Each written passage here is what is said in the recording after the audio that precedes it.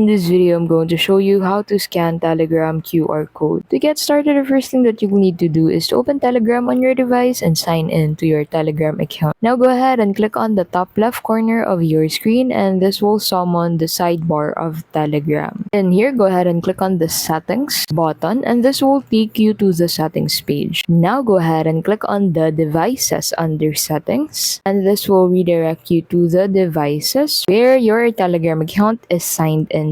Here, go ahead and click on the linked desktop device to be able to scan the Telegram QR code from your desktop or Telegram web. Go ahead and position this in front of the QR code on Telegram web or the Telegram desktop version to be able to sign in to your Telegram account using the Telegram QR code. And that's how you can simply scan Telegram QR code. Thank you so much for watching, and we'll see you in the next video.